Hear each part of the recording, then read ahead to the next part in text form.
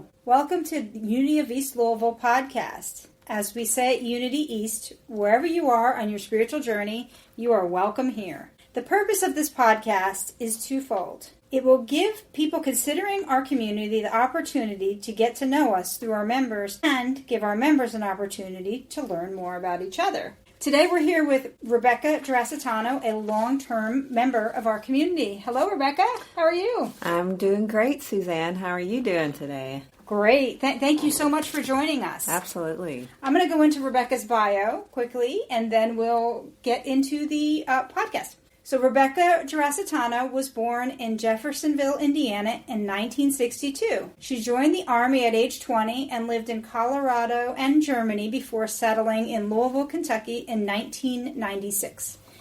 She has 2 daughters and 2 grandchildren and currently lives in Cox's Creek, Kentucky with her husband, Mickey. Mickey also has 2 daughters and 2 grandchildren. They enjoy spending time with their family, hiking, traveling, and are both members of Unity of East Louisville. After moving back to the area, Rebecca began to attend an Edgar Cayce group where she met Zelda and Hugh Spalding, long-term Unity members and dear friends. She started attending Unity of Louisville and became an avid participant in a dream study group offered there, which inspired her to study for her master's in transpersonal studies and spiritual mentoring at Atlantic University, Edgar Cayce's Association of Research and Enlightenment, graduating with a culminating project of Dream Study Group project. She joined Unity of East Louisville in 2005 and became a prayer chaplain and was active in the choir. She took over the facilitation of the Edgar Cayce group after the passing of their dear facilitator, Ken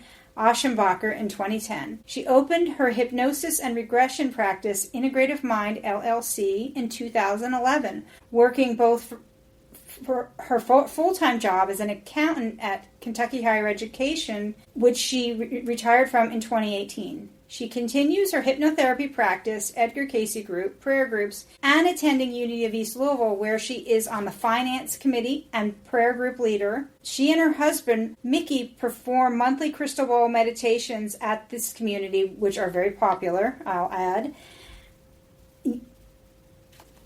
Okay, so, Rebecca, can you tell us how you found Unity? Were Unity-type principles or spiritual principles new to you, or was this part of an ongoing search throughout your life? I think it was an ongoing search. I think it was a continuation of that search. And I did actually learn about Unity from the Cayce group when I met Zelda and Hugh Spalding. So the Cayce group is separate from Unity, right? It is. They attended Unity as well? They did, but what they told me was basically it's the same. So very similar principles. And when we look at Unity principles, especially thoughts have creative power, Edgar Cayce often said thoughts are things, and be very aware of what we think and the kind of things that we accept. So some of the other principles of Unity go hand in hand with Edgar Cayce. So I was on that journey as well as attending Unity and the Dream Group as well. Wonderful.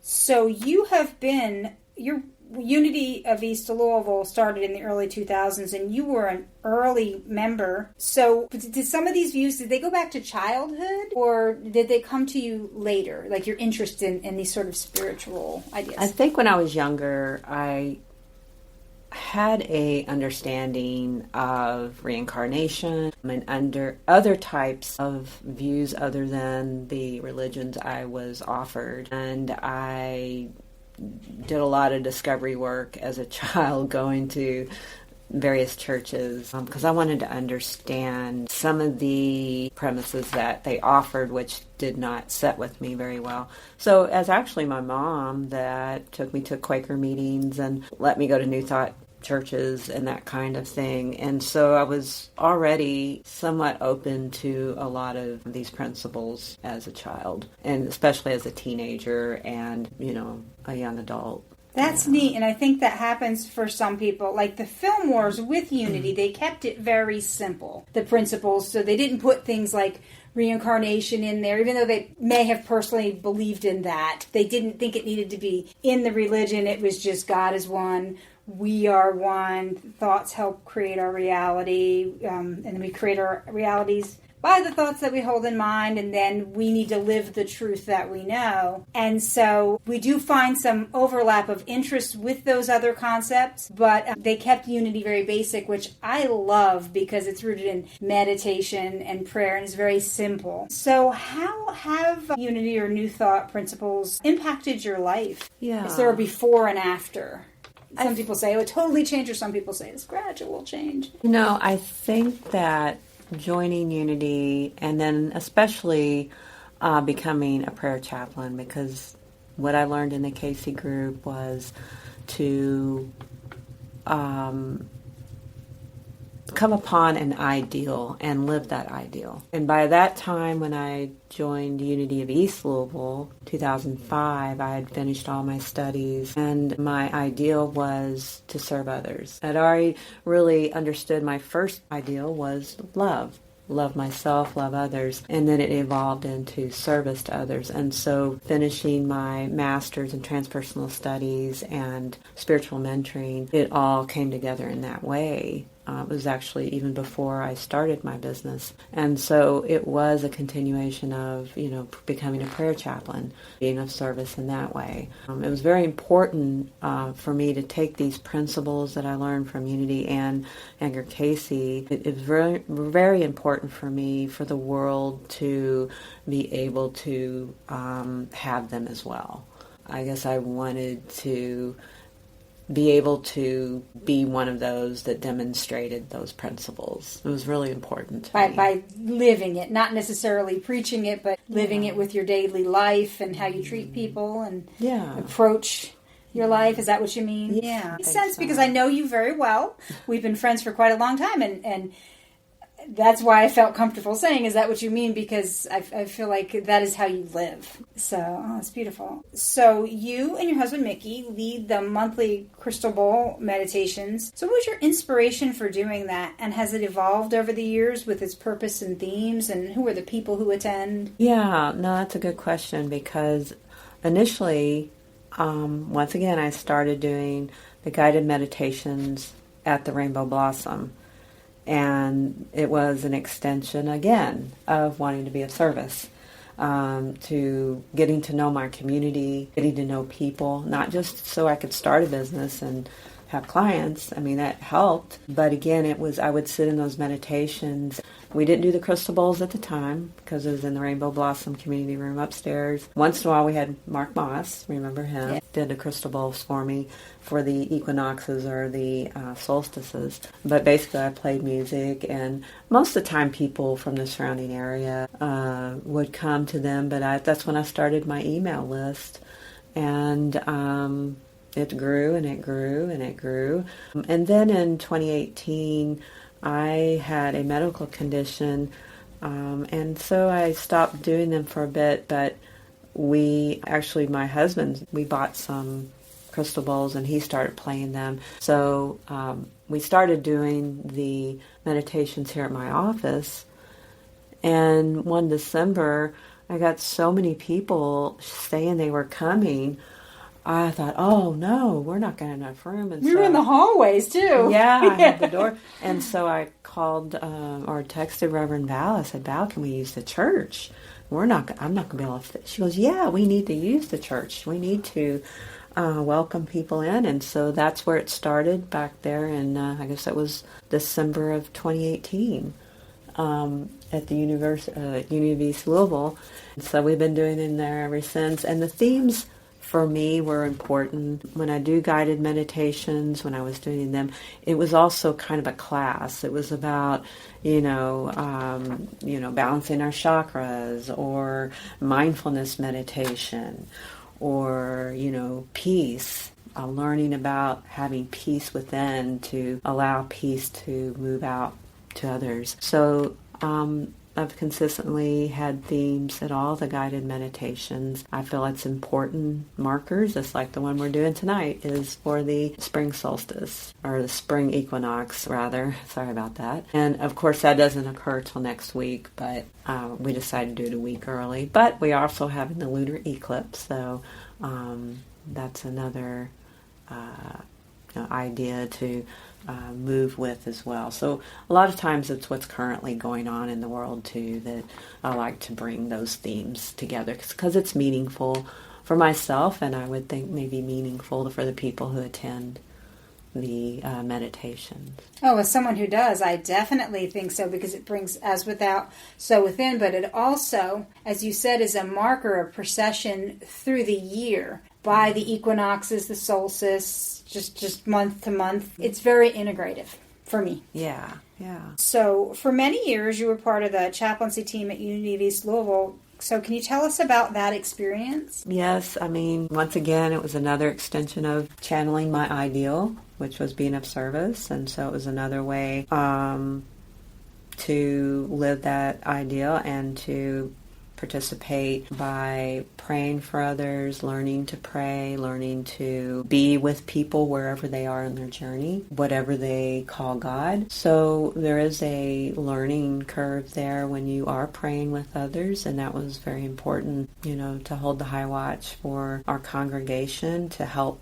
It's really to help the minister so that we could make phone calls, and sometimes we often left prayer messages, and then we evolved into also text as well. And often, the feedback you would get is, hey, that made my day exactly what I needed to hear. Or, they knew they had someone that was praying for them. So it was really important, and it also supported me during my challenges, during different areas of my life. So it's reciprocal, when you pray for others, you also receive. Whenever you're doing for others, you are receiving. And so I felt very honored to be able to participate in that program.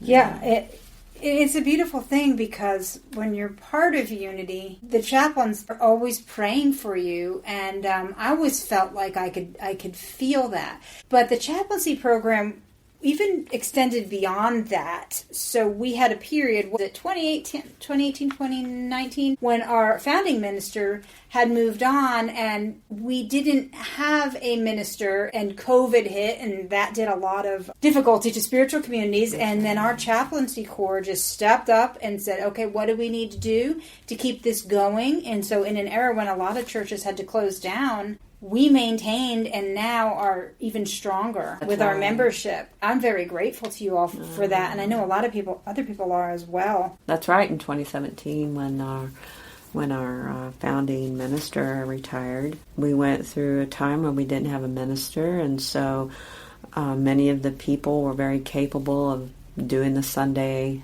speaker, and us chaplains, we would do the opening prayer and meditation, and we had a sign-up list, and we met here sometimes in my office, or sometimes we, met in people's home to figure out what's our next steps to keep our church together. So, yeah. And you did. That's something to be very proud of. Yeah. Thank you. Yeah.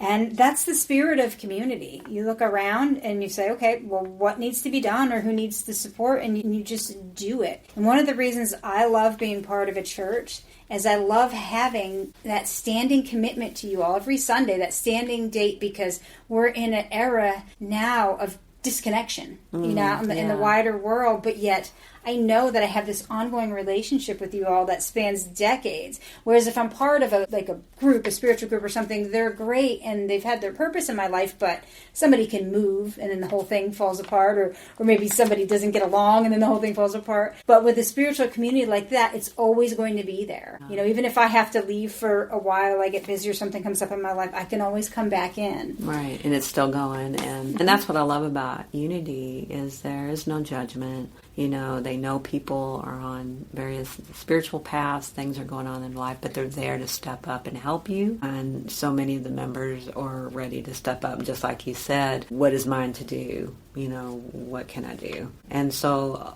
the whole, our whole church, our whole service, everything is a lot of volunteers that operate it all, from the music to the platforming, the greeters. So we have a lot of people that make it work. Right, and it's not just a Sunday service. I was thinking about, wow, anymore there's something going on in that building just about any day of the week. That's right. We have a lot of events now. People are, It's like Laura offering meditation yoga in Spanish on Wednesdays. There's different book studies. And of course, the Crystal Bowl meditations once a month. Course in Miracles on Thursdays, very strong group. Yeah, and then I know the downstairs. I know sometimes there's a kids group, but not so often. And I know they're still working on that. But yeah, there's always a lot going on. I think it's a wonderful place to come. Even if it's your first time, you're going to be welcomed with open arms. And again, you're coming into a zone of no judgment. Yeah. And that's what's very wonderful about unity. It doesn't matter where you came from, where you're going. You're welcome there for sure. Yeah. And people when they come for the first time, they're like, oh, this is so positive. And I said, yeah, it is like coming out from the world and entering a positive pocket of positivity, I guess. That's right. Better way to say it, but yeah, we have various musicians that are from around town. Wonderful, uplifting music. Gosh, so many wonderful musicians. And it is. All the talks, the sermons are always based on, positive self-help, so to speak, or just steps and ways of bettering your life and loving yourself, being the best you that you want to be. Asked to receive a word that's going to encapsulate something we'd like to bring into the new year. It could be a quality that you'd like to manifest in yourself. Or, some people have written author, or something that has to do with a goal they have. And then you have that all year long and it becomes a focal point. And people have had just miraculous things happen around these. They have great stories around how things manifested for them. I think when you know who you are and where you want to go and how you want to serve, reality just kind of conspires to help you get there. And then when you have a community where you can bring that to the table and then other people are as well and you can support one another in those goals, it's powerful. I can't say enough good things. If anybody's out there for the first time, you can contact one of us even. You can contact me if you have questions or anybody. I often give out our information to my clients and sometimes they come, sometimes they don't. That's fine. But, the offer is always there just to try us out and see how you do. And most people are surprised at all the positivity. And it's not that it's not down to earth and realistic or anything like that. It's just that you can choose to think, going back to our principles, thoughts in mind bring their kind. Thoughts have creative power. Thoughts are things. And so when we are having services that are based on that reality that we create, then it's very uplifting and it's supporting and empowering of living your best life. Absolutely. Yeah. Well, thank you so much, Rebecca. This has been great. Welcome. You're very welcome. All right. Thanks, Suzanne. And thank you to our listeners, and take care.